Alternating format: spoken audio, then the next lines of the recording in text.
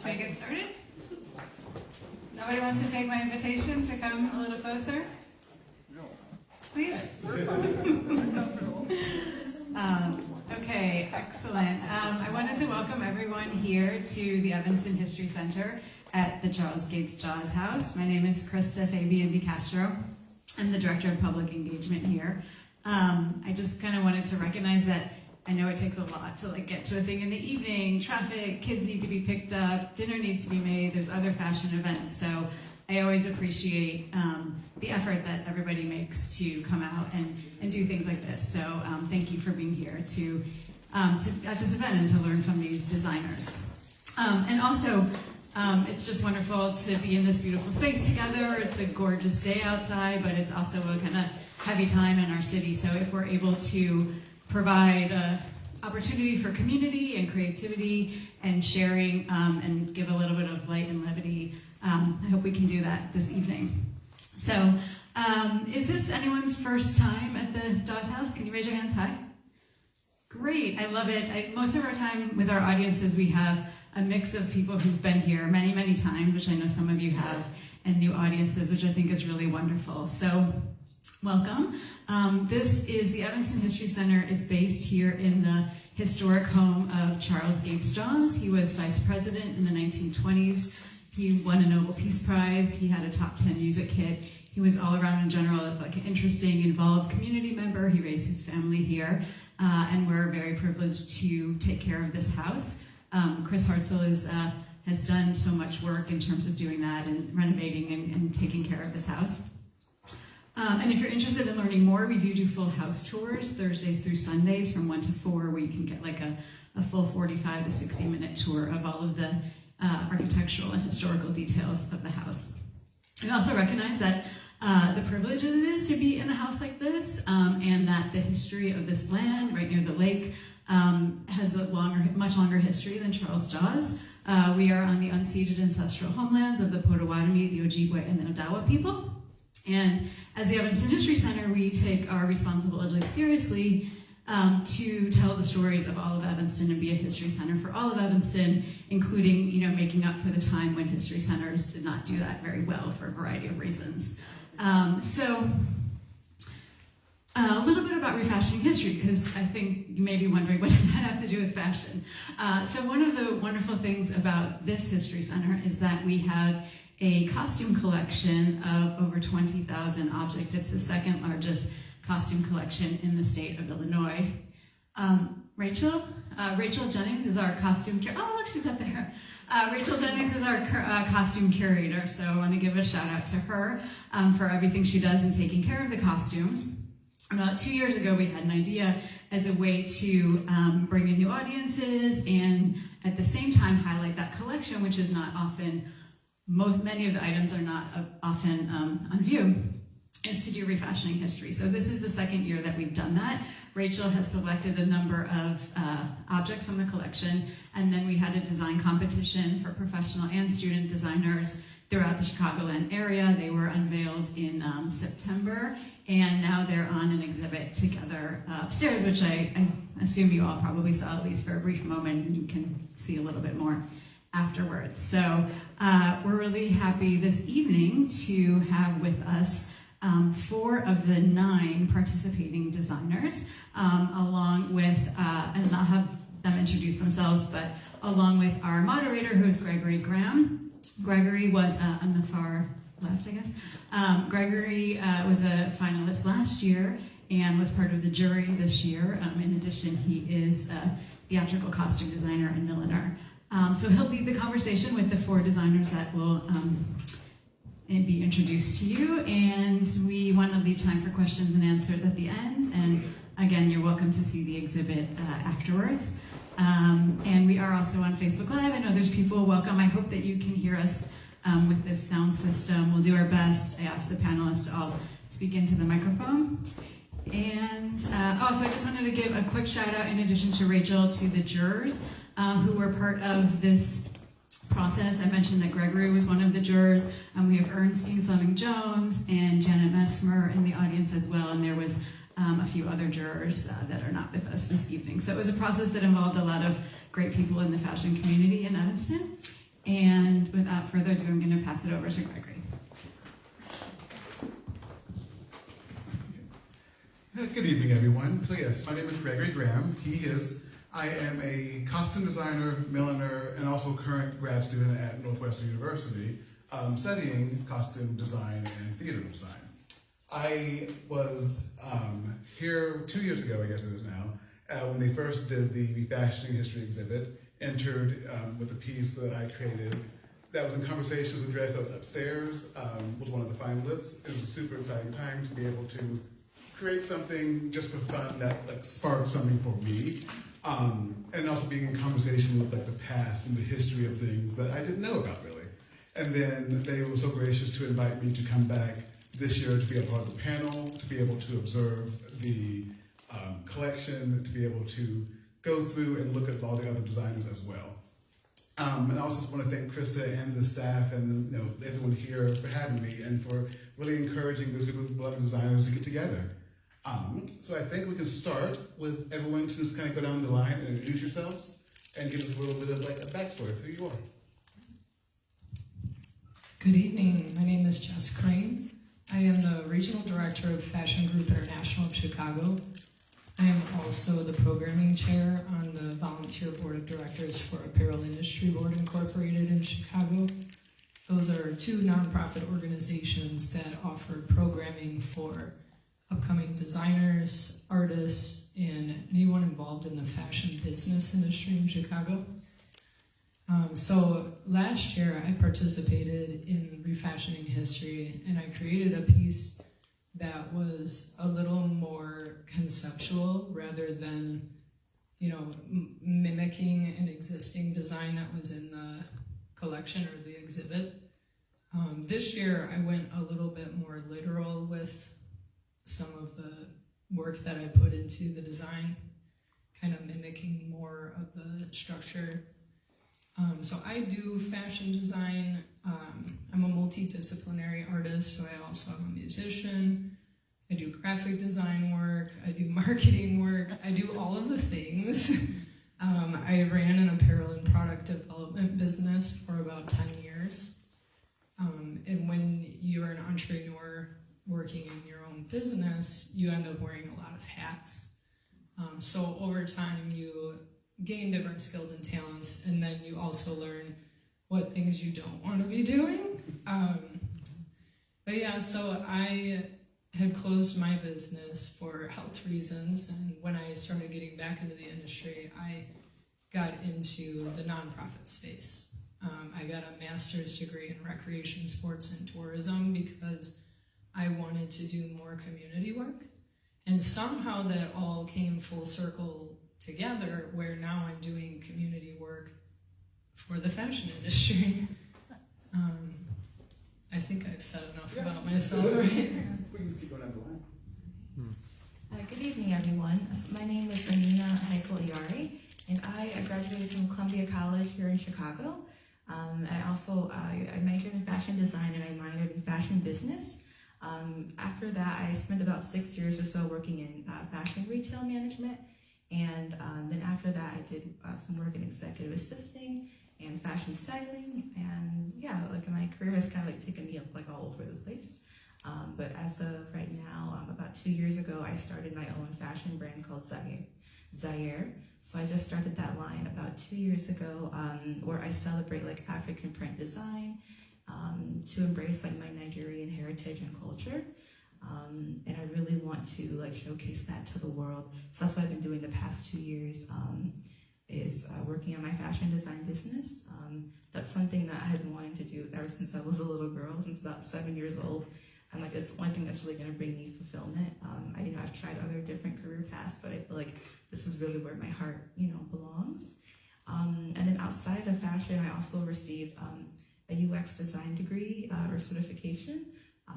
Most recently, I just finished that certification back in July, so I'm really excited about that one. I think UX design and fashion design will go hand in hand, right? Because it's able to help me be able to build my website, be able to figure out what customers are looking for, where they're navigating when they visit my site. So that all that has really been helping me to figure out what customers are looking for and what they need.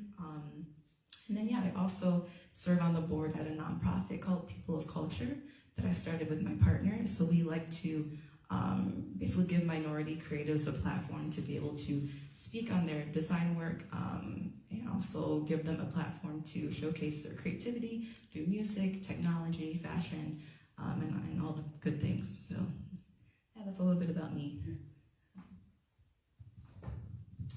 Hi everyone, my name is Gabby Garza. I'm a current senior at the School of the Art Institute of Chicago. I'm currently majoring in fashion and fibers, so I'm still building my career. But I mainly do costume design focusing on medical history. I really am a researcher at heart, and fashion is the way I express that. So I'm still working to have the long resume that they have, but still going towards that. Hi, I'm Sam Pogson. I'm also a senior at the School of the Art Institute, majoring in fashion design. I am also still in the very early stages of my career. I have a long history of dance, and so I take a lot of my design inspiration from music, performance, movement, that sort of thing. So that is kind of where I'm at, Well, thank you all for that. So I think it's important to also, take a moment to just acknowledge, right, the different perspectives that we already have up here with us, right? Each person has a different background, different interests, a different take on how they view fashion, how they view textiles, lived experiences, all those things. And just in case, for people who aren't familiar, the way the reFashioning contest, if you will, works, right, is that they invite a wide range of designers, student and professional. So you have people who are still in school, you have people who are professionals who have a career, like costume design, fashion design, or businesses. Everyone's welcome to come and just take a part of this exhibit. You come, you get a chance to look at any of the costume pieces that Rachel has basically pulled. There's usually a theme. This year, everyone can guess the theme. Anyone? No? The theme was pleats. And so, so every garment is either pleated, it has pleats, it's either decorated with pleats, however you can interpret that, right? The year I won, I believe the theme was decoration. And so every garment was embellished, it was embroidered, it had additional things on it, right? And so when you come to this competition, the brief, if you will, is to basically look around, be inspired by these things, and then make something from those things. Like full stop. It's one of those moments that, they're not going to say it can't be or it must be. It's just whatever brings you joy, make it and be inspired. And so you have this really opportunity to be inspired by, textiles, medicine, history, any of those things that speak to you. It's very much just go forth and create. And so with that, I kind of want to start with the first question, and it's really about a perspective, right? And it's this idea of, I have the question right here. How does a historic collection or perspective serve a purpose for designs today? Does anyone feel inspired to start? You want to start? Yeah, let's go down. I'm next to you, so I guess. What do they say? History repeats itself. So, there's always the thing where the mom is saying, oh, I wore that when I was in high school to their daughter or their children. It is cyclical, is that the word? fashion. Trends do repeat, they do show up.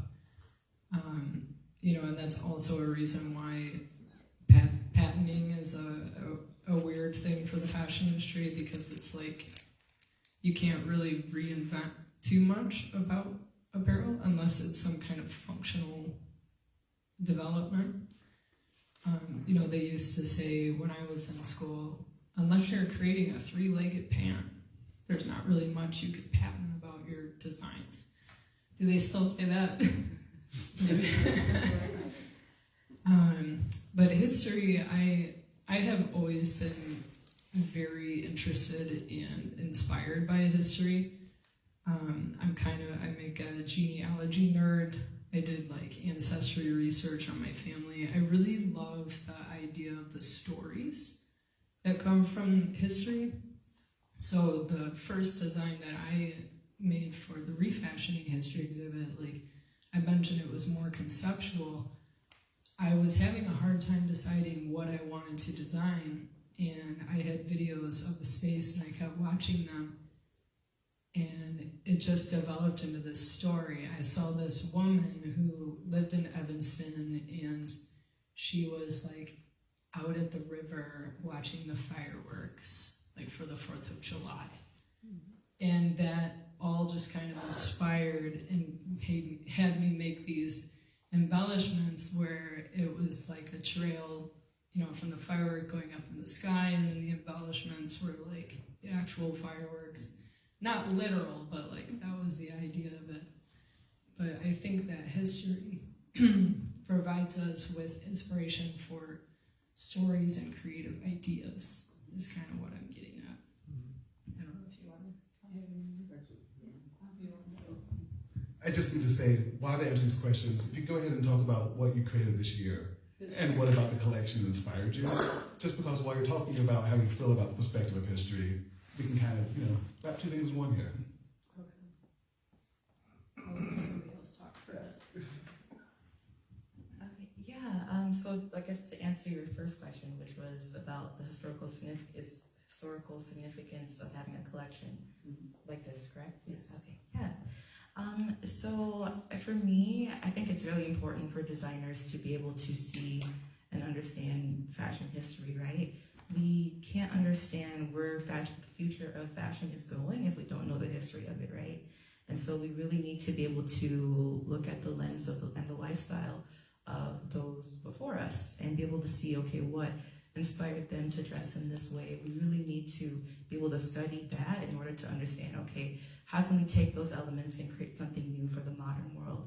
And I remember when I attended Columbia College, we had this fashion vault.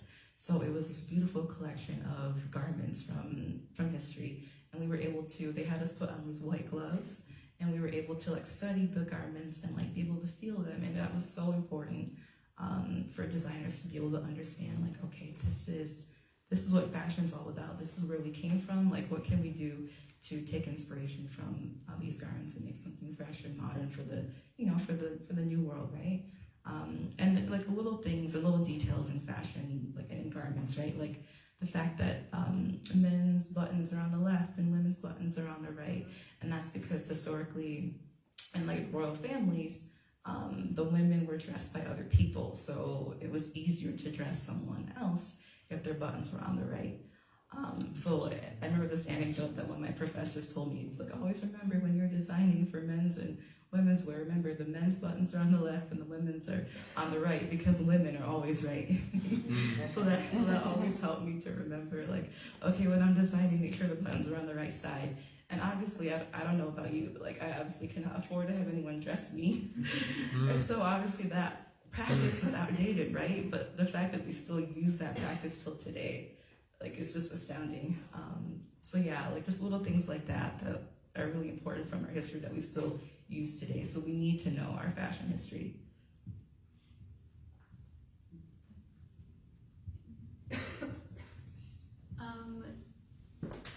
So briefly in my intro, I mentioned that I do art on medical history, and so a lot of my artwork comes from medical history. So I will research different time periods, laws, ways that medicine has affected our lives, and I think Contrary to what we're talking about right now, I think medicine affects everything. And so that is the focal point I have when designing. I like to look at that time period, see what was happening medically, and then design my clothing to that fashion period as well.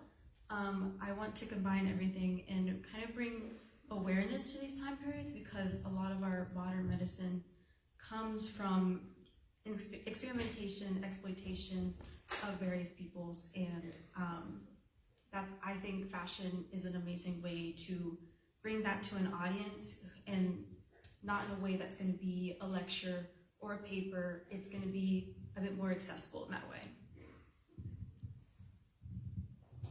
Yeah, I think some of the best ways to learn technique is to look at historical garments. Some of the best craftsmanship can be found in those historical garments.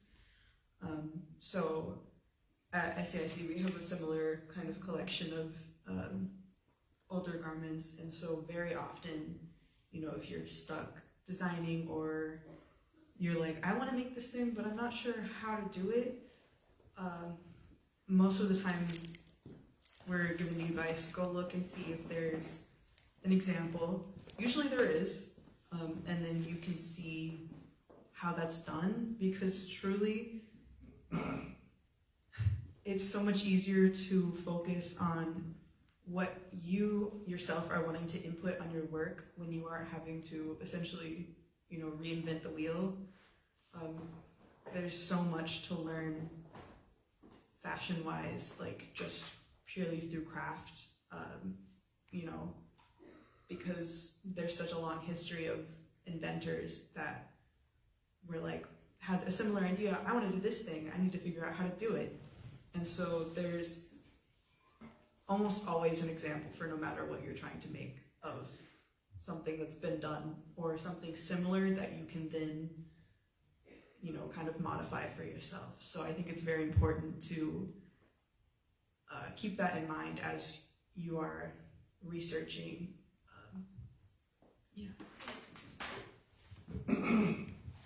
No, I think that's very wonderful. Thank you all for that. And I think the thing to take away from everything you were saying, right, is this idea of like you're in conversation with the past. You're in conversation with these garments.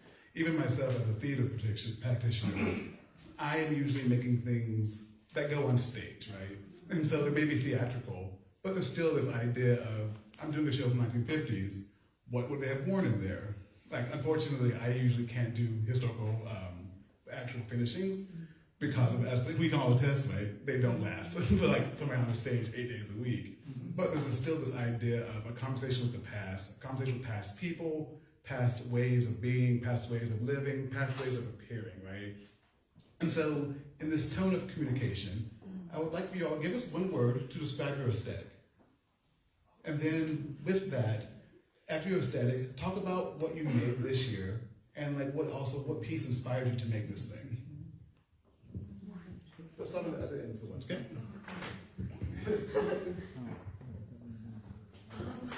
Gosh, one word is hard. For my general practice, I would probably say music. A lot of my work takes heavy inspiration from the music I'm listening to, and also dance, which can't exist without some form of music. So I think that's probably the best way to describe my work. For this year, I created a satin and organza jellyfish dress, inspired by the Mauve Stinger jellyfish specifically. I took inspiration from, there's like a black and red capelet, and then a pink dress with some like kind of very, very small pleats that are kind of arched. So I came and saw the collection and was kind of interested in how these shapes are seen in nature. And I happened to be doing another project where I had already done the research on, I was researching jellyfish and other sea creatures, and noticed that there was a lot of the same shapes and kind of silhouettes, and so I took inspiration from those to create my piece. I also think one word is very hard, and that's a very big challenge. But I guess like textiles, but in like the fiber way. Contrary to what I've been talking about this whole time, this piece is inspired by tapestries, specifically the unicorn tapestries that hang in the Met cloisters. If you don't know them, they're a group of 7 tapestries made in around the medieval time period that depict the hunt and capture of a unicorn. And if you have seen them, you've seen the last one because it is the most beautiful one, I think, of just the unicorn in like a small little gated cage surrounded by flowers. And that's the one I really pulled from in wanting to kind of depict the flora and fauna of that. So my garment is inspired by a 1940s kind of medieval silhouette dress. And so it's a coat and dress combined. The coat is the main stage piece. It has a tapestry on the back of its collar that is the unicorn, and it's combining pleats in the way to give like a really A-line silhouette, and kind of just, I wanted to combine my love of weaving, because I am a weaver as well as a fashion designer, with this design. So I wanted to combine my love of various fiber-related things into one garment. Okay. Ooh, one word. Oh man. I would say I like minimalist style, but with like bold patterns. So like, I'll say minimalist, but simplicity. I really believe in the beauty of simplicity in design, and then having a simple silhouette, and then having a really bold pattern, I think is what brings it to life, right? I think that if you are the kind of person like me, I like to use a lot of bold colors, a lot of prints in my work. So I feel like that can be overwhelming if I'm also having a very bold silhouette as well. So yeah, clean lines, minimalist pieces with that, like the bold statement colors and the prints and patterns, I think is just makes such a statement. And that kind of like ties into my design that I created for this show. So a little bit of history about why I chose the pieces that I did. So I come from a long line of military men in my family. So several of my uncles, my brother-in-law, my father-in-law, they were all in the military. So when I saw the 1940s military style jacket on display, I was drawn towards it because I really wanted to pay homage to them. And you can see in my jacket that I have like the wide lapel and the wide collar piece and the welted pocket and all that inspiration you can see from the jacket. And then with the men's trouser, right? That is actually inspired by the Han Dynasty skirt that's on display here. So I was really inspired by the beautiful pattern, the oriental pattern on the silk skirt. So it's got this like really beautiful like embroidery with the yellow and the blue. And I just so happened to have had a very beautiful tapestry fabric that like perfectly emulated the paisley print on the Han Dynasty skirt. And I also have this appreciation for Asian culture as well. So I wanted to tie in those two things together to create the look that I did. So you can see like on the pant that I have this really like thick high waist. That ties into the element of the skirt. And I also wanted to play with this idea of like androgynous in menswear. I really think that the future of fashion is going to be more like gender fluid and not so much a mix, not just masculine, but like a mix of masculine and feminine together. So that's why you can see it kind of like has this look of like a half pant, half skirt, because I really wanted to play with like gender norms. And like if you look throughout fashion history, right, so many feminine elements in menswear, like that you see like all the ruffles like in the royal garments, the powdered wigs that men would wear, the fact that men used to wear high heels, right? So like, and wear pink because that was considered masculine. So like, I'm really trying to take elements of like that, okay, the idea of this is what feminine and masculine look like, and just kind of merge it together because there was more of a merging historically. What was the question? So the question was, in one word, give us your style, your aesthetic, and then also, what was your inspiration for your piece, and what did you create? Well, first off, I want to say sorry, but I'm at the tail end of a cold. I'm not contagious anymore, but that's my throat irritation. But I'm just happy I'm able to be here tonight. So one word about the inspiration, or about my personals. Mm-hmm. Eclectic? I don't know. I'm one of those people that, like, I wake up in the morning and I feel a certain way and then I dress a certain way. You know, like, I don't really have a specific style, and I do a lot of different art forms, so I just kind of go with how I feel, I guess. Is there a word for that? I don't know. Spontaneity. There you go, spontaneity. So for this design, one of the things that I often do with art is I look at a small piece of something and kind of like zoom in on that and make that the focal point. When I did some lifestyle drawing work in art, I would, they'd have like objects laid out on a table and they're like, okay, now paint this or draw this. I would actually like zoom in on a small part of that. I'm very interested in space, interesting amounts of space that can be brought or seen, if that makes sense to anybody, I don't know. So when I was looking at the collection up there, there's so many different ways you could go, and there were so many inspiring pieces. But there is one shoe that has these tiny petals on it. It's on the top, like on the top of the toe. And they're just these pleated petals that are stacked.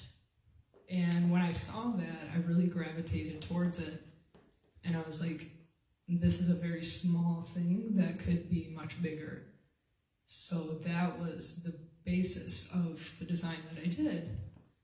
And I was like, okay, well, I'm not going to make a whole entire dress out of these petals, which I could have. That could have been cool.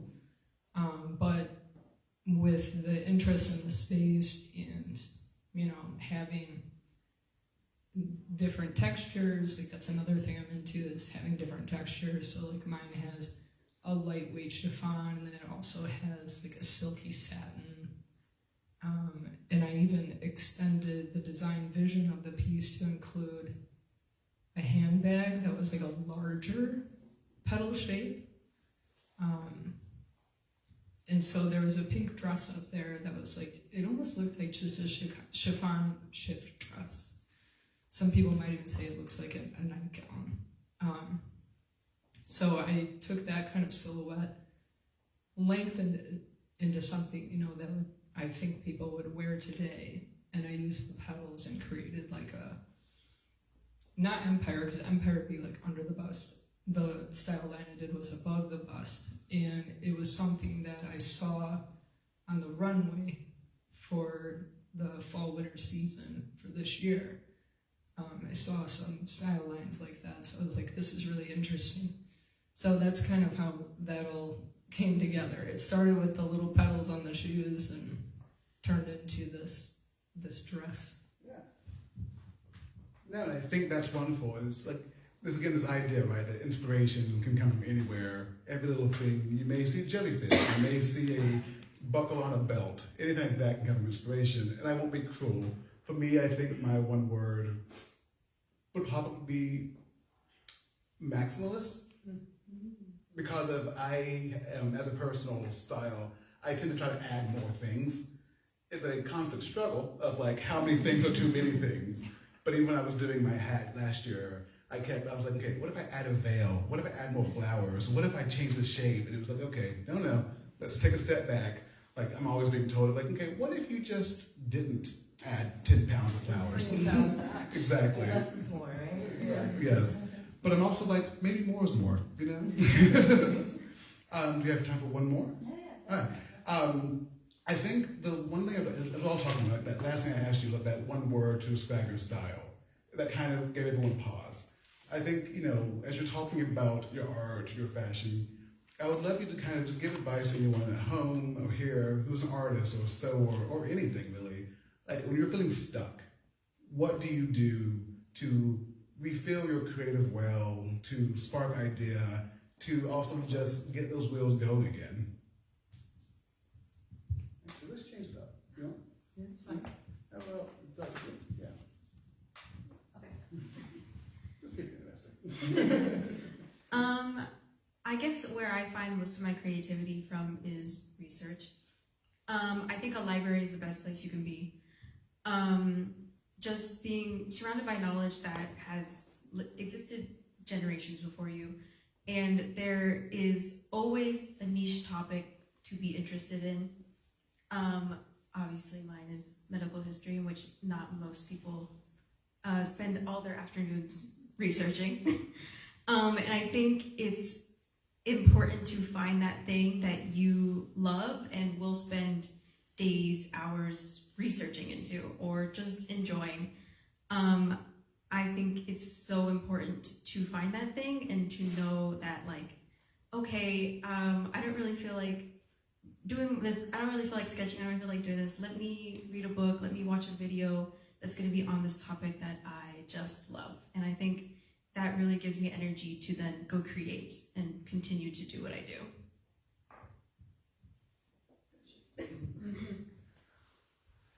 Usually, what I do, I feel like I find myself getting stuck fairly often. I'll finish a big project and I'm like, okay, now what do I do?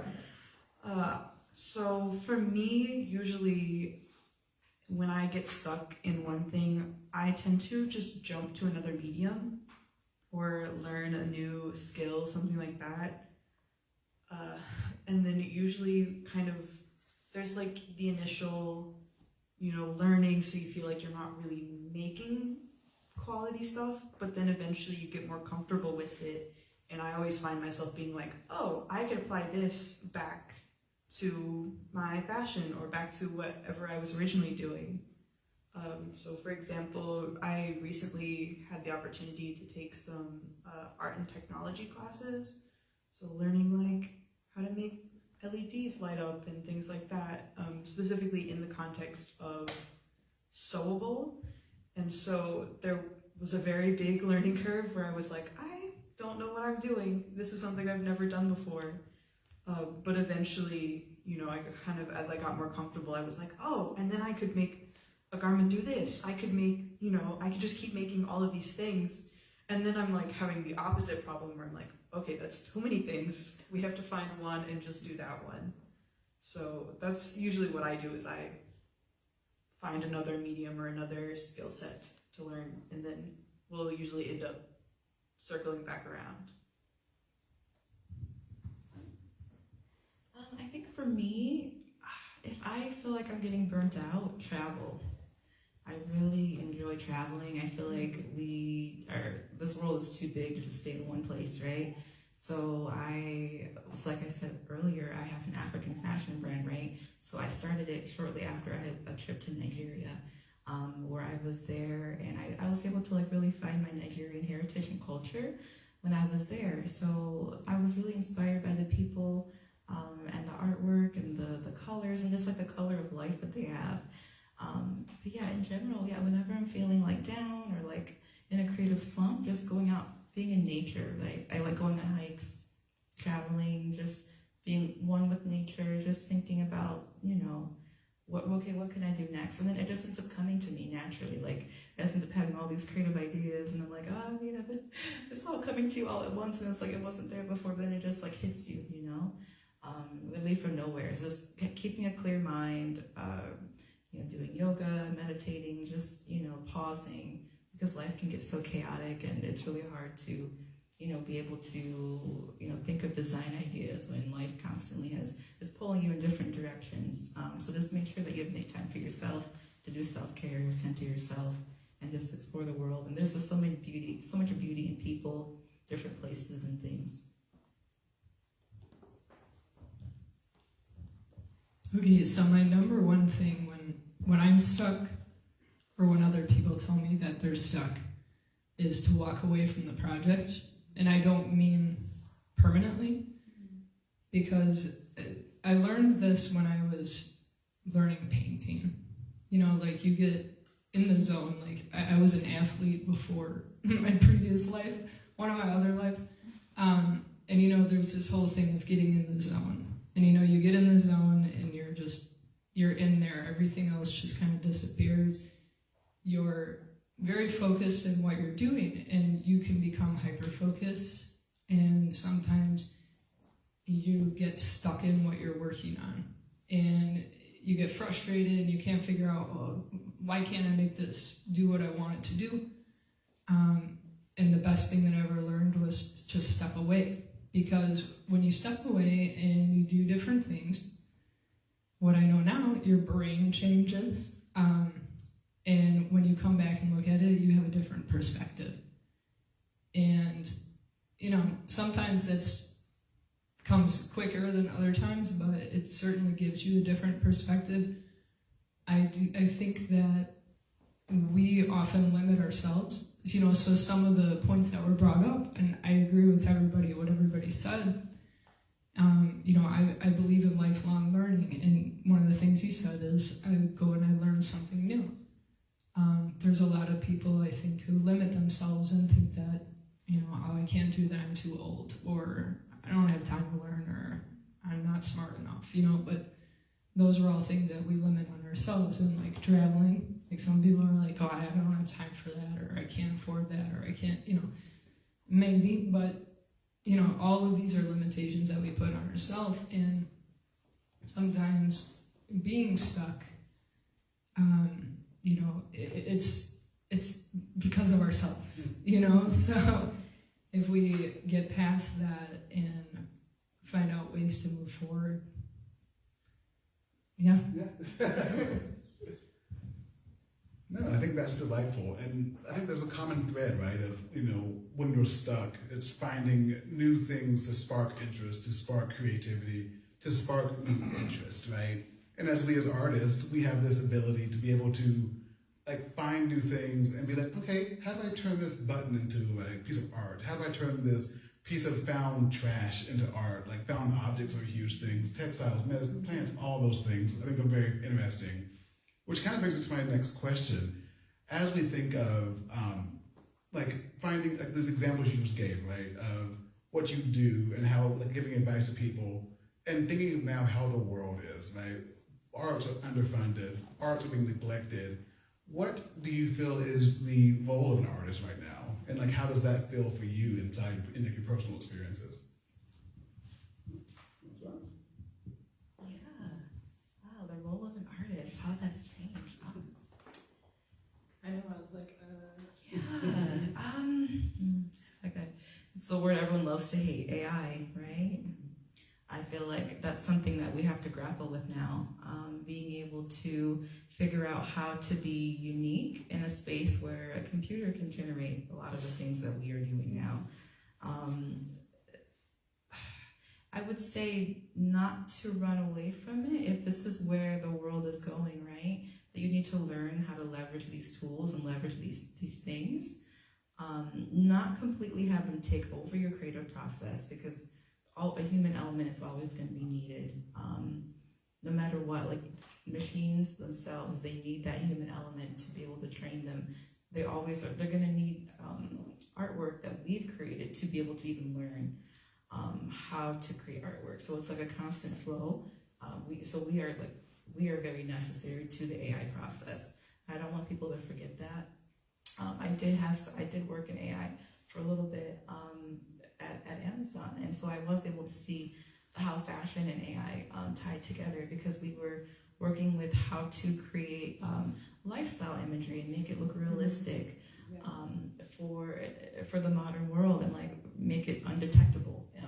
So it was really innovative, and as much as I want to shy away from AI because it does sound scary, but I really also want people to understand that yes, it's scary because it's new, but we also have to, learn to embrace it in a way that can help you with your creative process. But just do not let it take over what you do. Just use it as a tool that you can leverage to make your processes more efficient. You can gather ideas from AI and be able to take your own spin on the ideas that you learn by using tools like ChatGPT. So yeah, just don't be, I think that as an artist today, you have to, it's inevitable that we have to fight this. And it's like, okay, instead of shying away from it, what can I do to capitalize on this moment? And I think it's also really important that we, just embrace the fact that like, hey, we are human and this is where the world is going, but like, I'm not gonna let it stop me. This is going to only catapult me as an artist, and it's gonna make me a step above the rest because I'm gonna be one step ahead by learning these tools.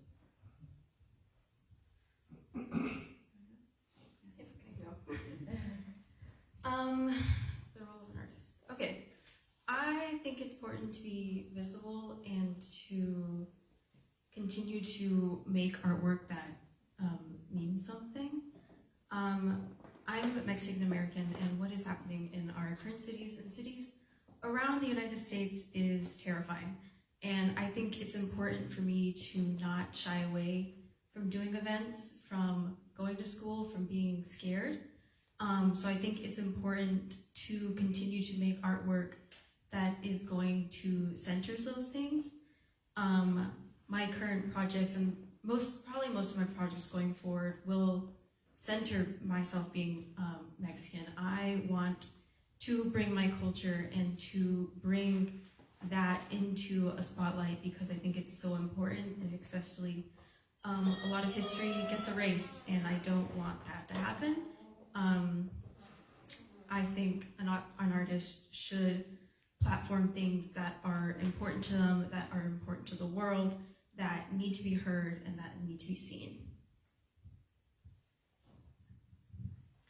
Yeah, being in an art school right now, especially like we're downtown Chicago, it's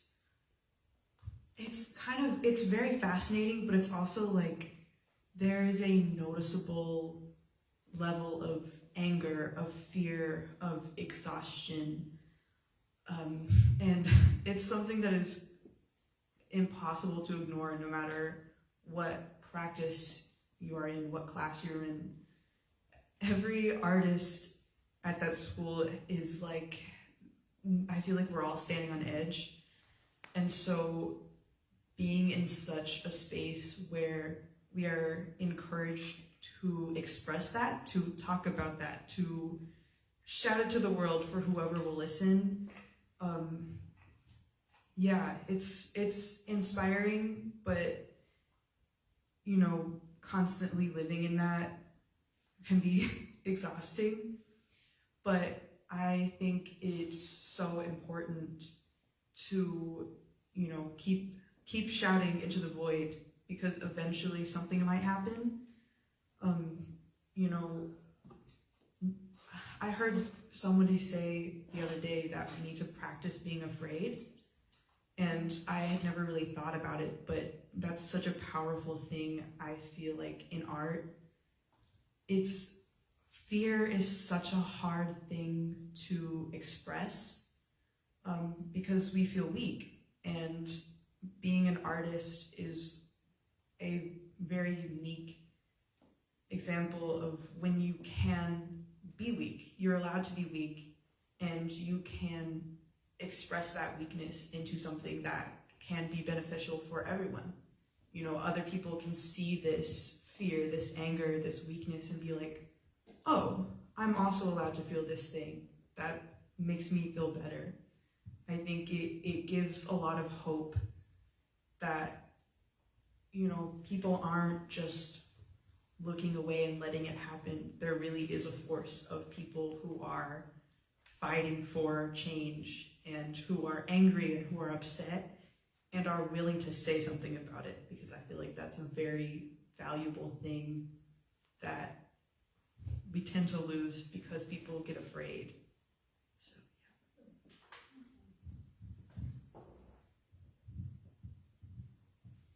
yeah. Okay, so I'm trying to think of how to say this. I think often we have artists who try to make statements for particular reasons. And I think that art is something that no matter what is going on in the world, it still has its flow and ability and platform. Like, it still exists. You know, no matter what's going on, there's a beauty in artistry, you know, in the world, even in the darkest places. You know, creativity is something that pulls people out of dark places. And I mean, it also can bring people to dark places, but depending on what you want to be doing as an artist. But I know that there's a lot of turmoil going on in the world right now, and I am the kind of person who looks at it in ways of optimism and like, how can we improve this, and like, what can we do?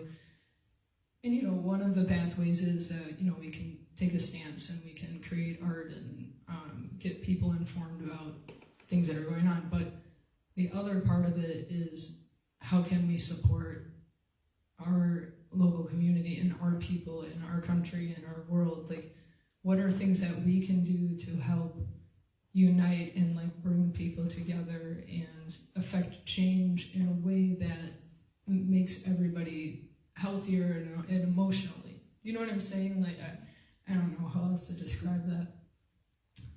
But I'm trying to remember what the actual question was. Like in this world, and like The role of an artist. I feel that artists lead. I feel like a good role for an artist in the world today is to lead by inspiration and motivation. You know, like I was saying earlier, a lot of people limit themselves, like they think they can't do this or that.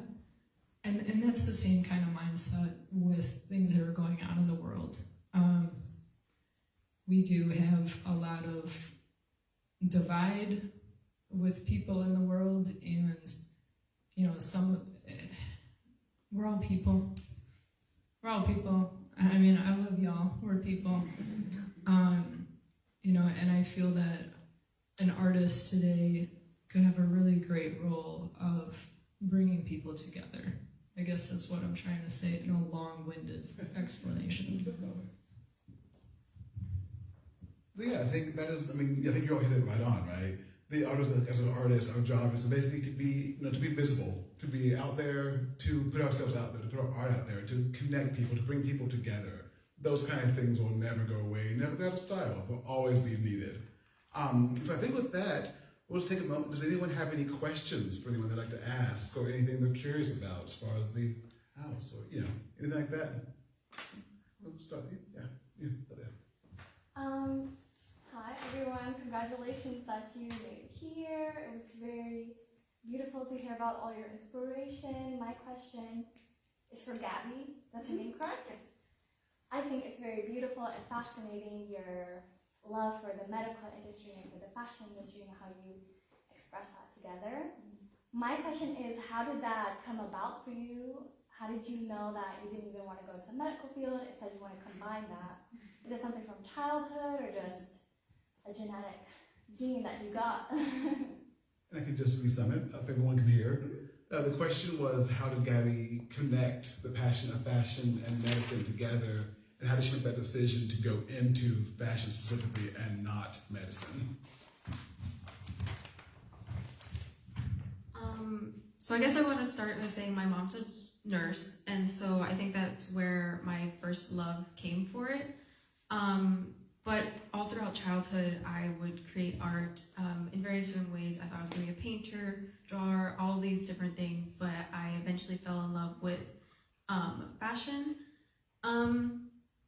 Most days during my school, I think maybe I should have gone into the medical field. But I think truly deep down, I want to create in a way that is making something for an audience to see. And I don't know, there's a way for me to do that in a medical field with a medical degree. Maybe somewhere down the line, I feel I'll go back to school. But I think it's just a true passion. I can't quite tell you why. It's just something I've always been interested in, and because it's such a large field, and that history will always be continuing to happen, and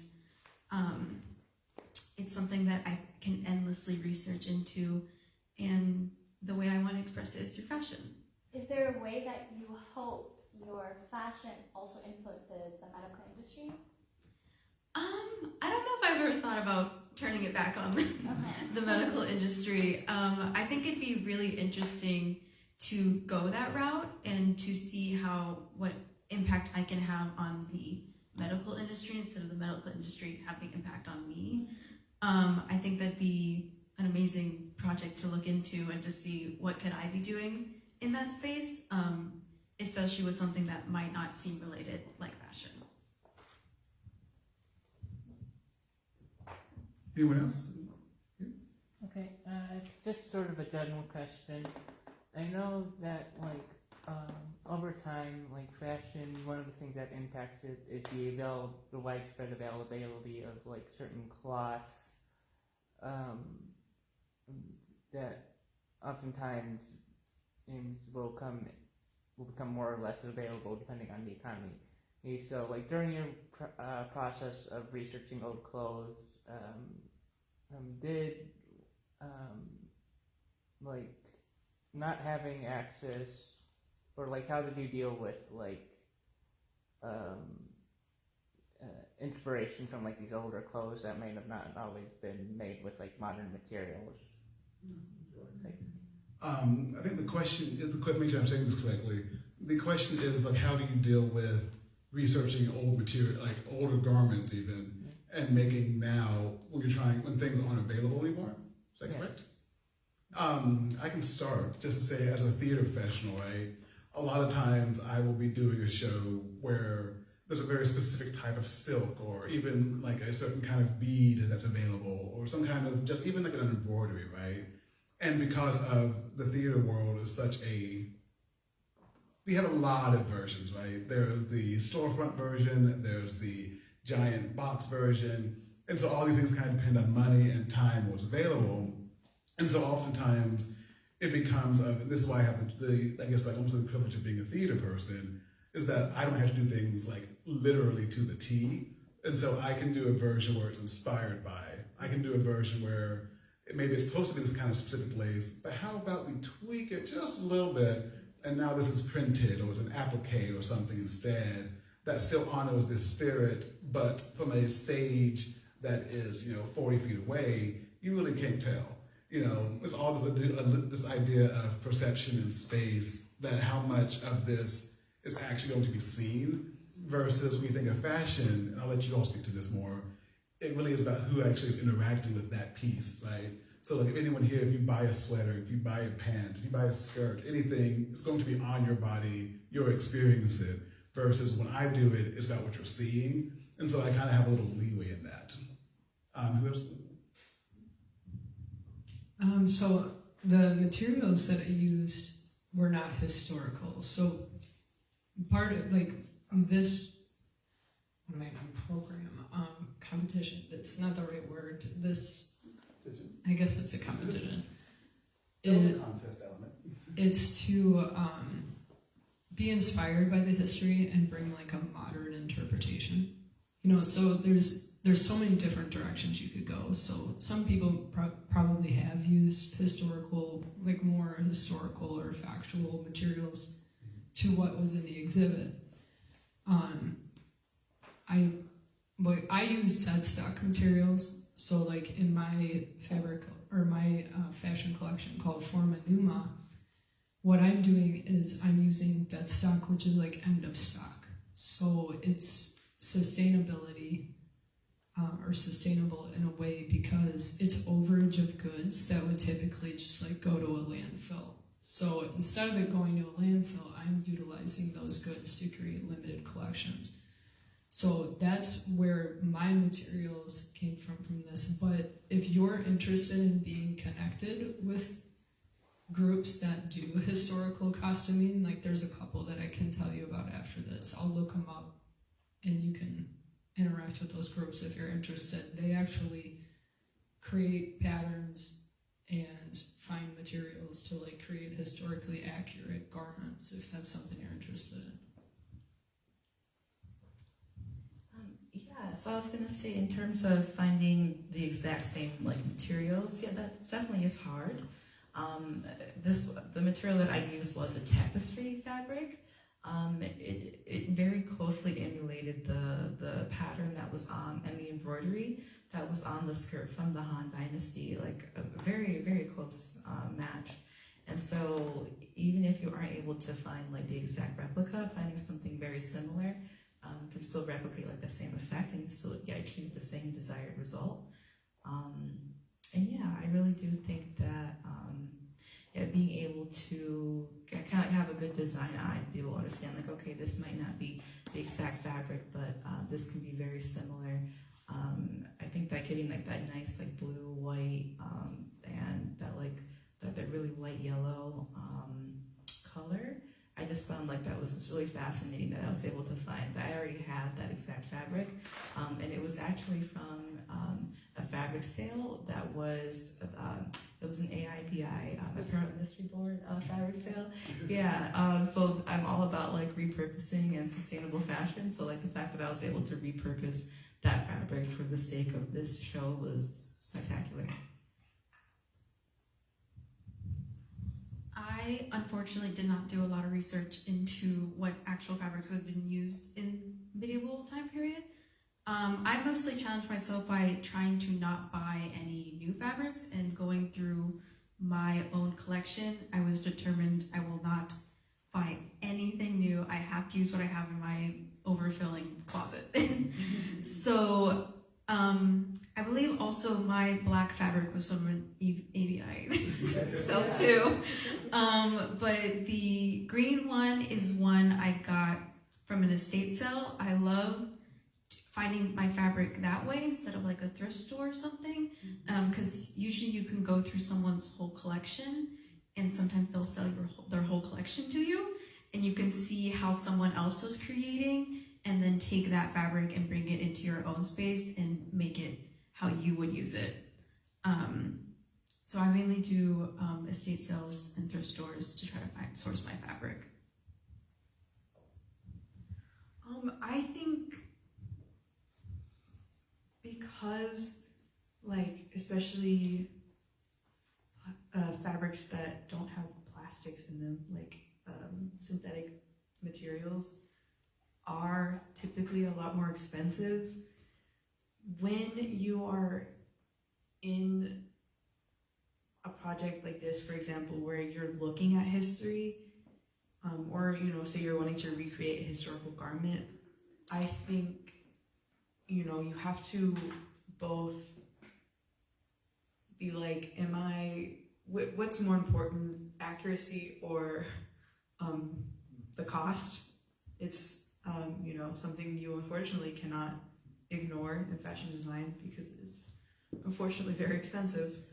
But I think the best way to, you know, say it's not in your budget to do completely historically accurate materials, the best way is to just study synthetic materials. Be like, this is how they function, this is what they do, so that when, you know, you go to a historical garment and you're like, oh, this used, you know, silk or something, I can use this material that's going to look and act similarly.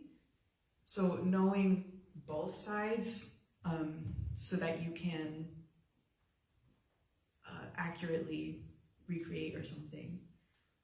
This project I feel especially because the theme was pleats, and for anybody that sews or does a lot of pleating, you know that synthetic materials hold pleats way better because you can literally sort of melt it in the shape and so it will keep it, versus if you use, like I know one designer used, I believe, cotton, 100% cotton denim, which is crazy.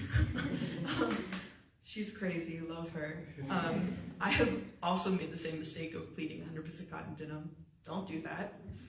It took, I believe, 6 hours to make just a skirt of just regular pleats. So, you know, you also kind of have to factor in what is the use or where is this going to be? Because if it's something like for a costume, for example, you know, if it's going to be running around on stage or has to be washed over and over again, you probably don't want to go with a natural material that's, because while it's more historically accurate, you're not using it in the same scenario that that garment would have been used. So you kind of have to balance and keep in mind what the output of this garment will be, like where it will be and things like that, and then make your fabric choice based on that.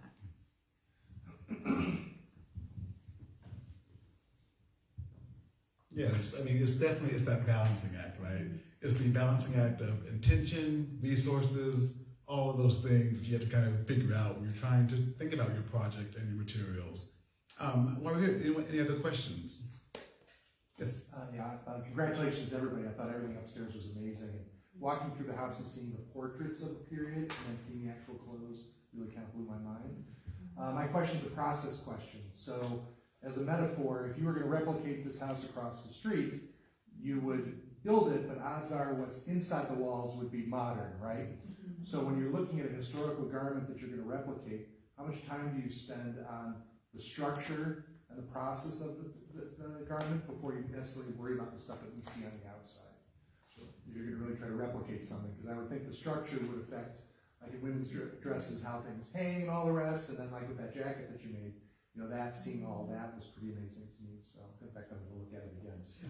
But you know, Thank you. getting under the hood, how much do you get under the hood when you are going to take on something? So the question is about a kind of replication, right? And when you're looking at a garment, when you're looking at something to replicate it or making something in general, how much time do you spend looking underneath the hood, as you said, like the interiors, the seams, and things like that? And just to give you a little time, when you do theater, right?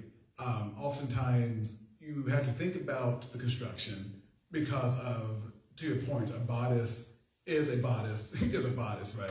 So even if it was made in the 1800s or it's making now, there are still certain style lines, which are like those seams right on your shoulder that have to be there. And so sometimes you will look at the inside, like in my version of things, you look at the inside so you understand where those seams may have to be placed, but you also then have to kind of remember, to your point of the intention of this garment, that you can't have 10,000 hooks going up the side that normally would have been boned and laced and like that, because chances are these actors may have one person, depending on the show. They may have like 3, but usually they don't have enough time to be able to get unlaced and, you know, unhooked and all these things, right? And so you want to have the intention of like, yes, the style line needs to be there for the side, but I'm going to put a zipper right there. And so you have that kind of, something like that idea of being in conversation with these pieces of like, you understand what the intent was, but then now what is your intent now? So in addition to this, I've done other fundraising things for like Discard Disco. They gave you a box of discarded materials and you have to come up with a design for that. And I've done things for the Trevini Institute, and it was using post-consumer single-use plastics to create a runway-ready look, like the Met Gala of plastic pollution, I guess. So one of my things is I like to create things that are wearable today. You know, because if we're utilizing these materials and these inspirations, I don't want it to be something that like I wouldn't wear around. You know what I'm saying? So when, and I have an interesting answer to your, like, how much time and effort goes into, like, the design of it.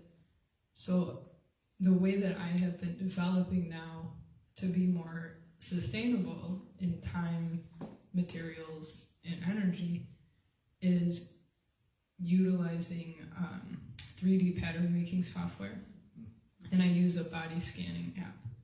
So the body scanning technology, I could have you as a client do this body scan using your own phone. I get sent data and measurements, and then I can import that information to the computer and create an avatar of you. So then I can take a design that I've already made, like patterned, or I can create a design directly, and as I'm patterning it, fit it on you 3D. And so that saves a whole process of time with having to sample and fit and try different materials and like see how, because you can even put in what types of materials and the weights, like it's really complex now. So, you know, like I said before, I wasn't 100% interpreting anything specific in the collection. Like maybe you guys did a little bit more like literal interpretation. But so my process involved the 3D scanning, creating the garment in there, and then adding like the details, like the petal embellishments and things like that. Yeah. I do think it's important to just say, kind of to your point, every contestant when they come in, they don't really get to do much more than you all did today, as far as looking at the garments. So they don't actually get to touch it or really look inside of it. It's very much of like, you can see this thing, you can walk around it, and you can, you know, finagle your way, but you don't get to actually like open it at all. Yeah. And that's a good point. There's a part of the fashion industry we refer to as technical design. And when you do technical design, you learn how garments are put together and how the materials perform.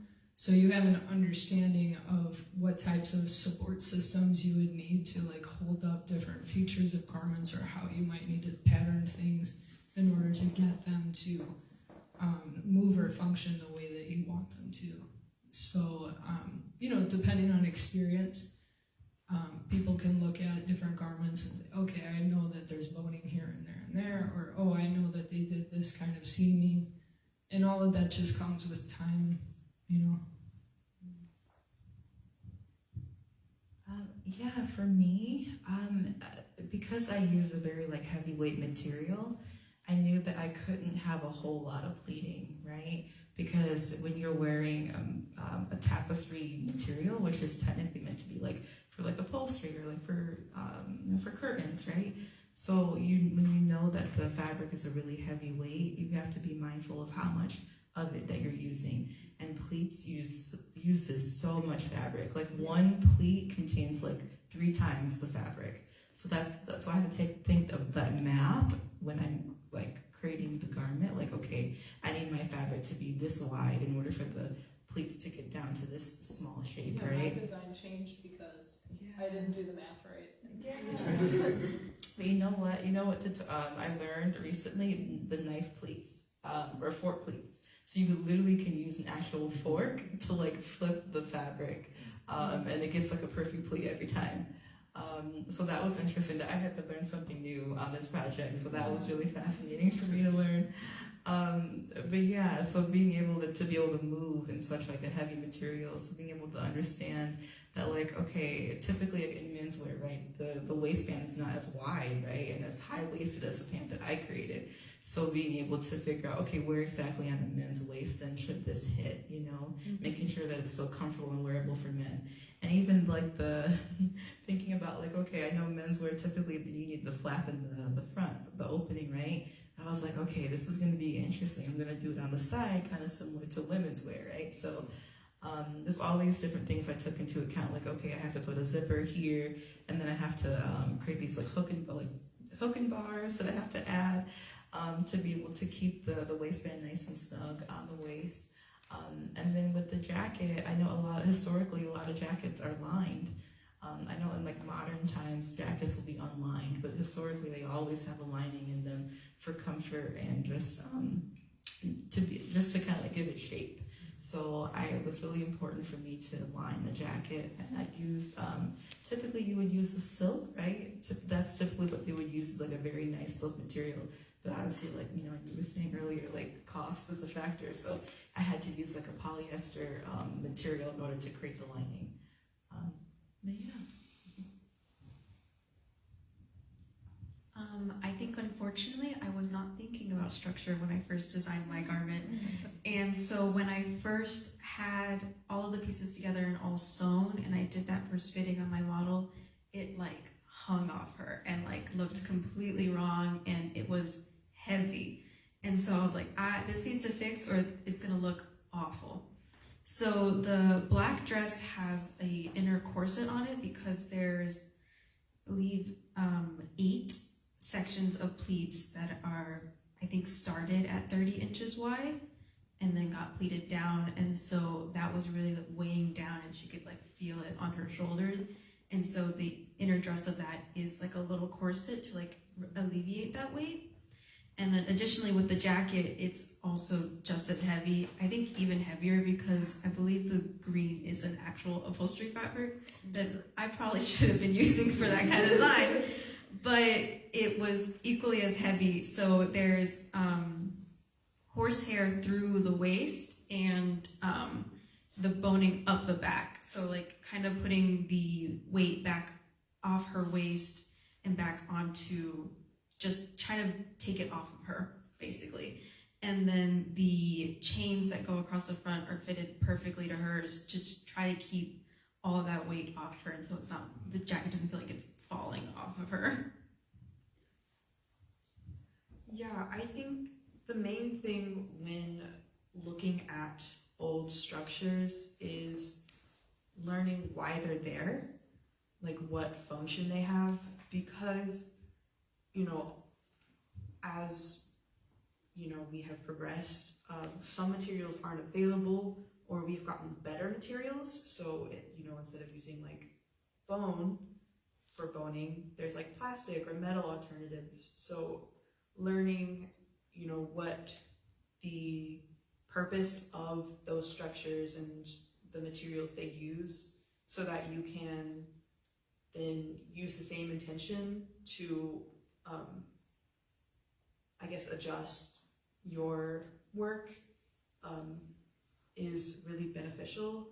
You also have to keep in mind, we had a wonderful professor last year who had a just amazing expertise in historical garments, and he would always tell us, lifestyles have changed, bodies have changed over time, so you also have to keep in mind, like,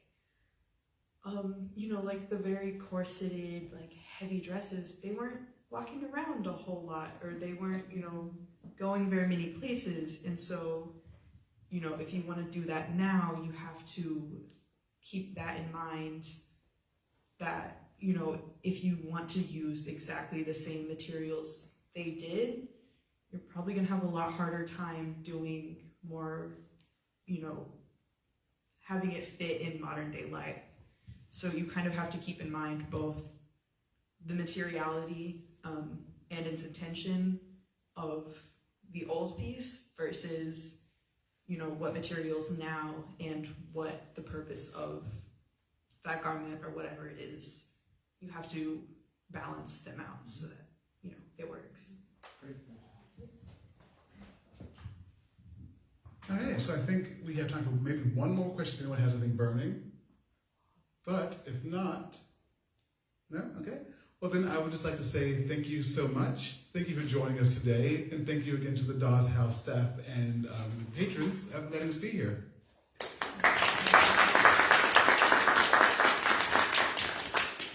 Just really quickly, also just wanted to say thank you to everyone. The exhibition is up through November 15th if you know other people who want to come and see it.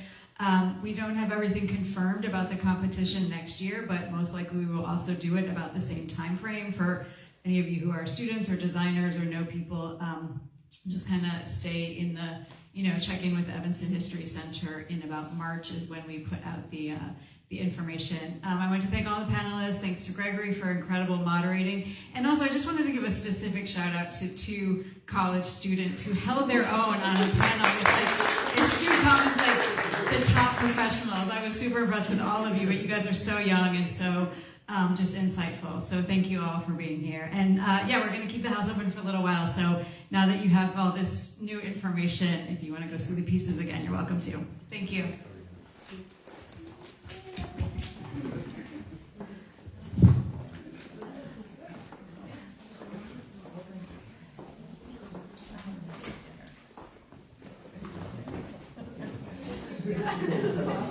Thank you so much.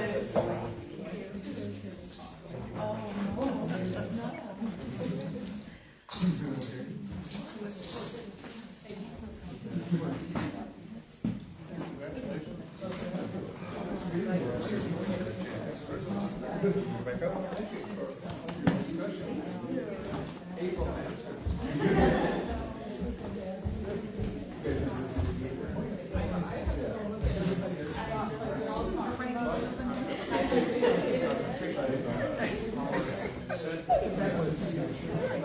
You rolls at a time, you'll get that.